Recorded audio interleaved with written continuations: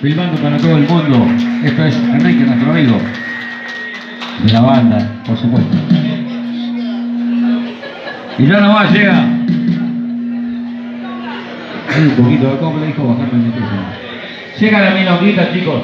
Es este. El retorno por ahí. Llega la milonguita para que bailen todos juntos. Después el bachecito y después le tiramos toda la movida del grupo Jaguar. Así que ahí estamos. Bien ahí.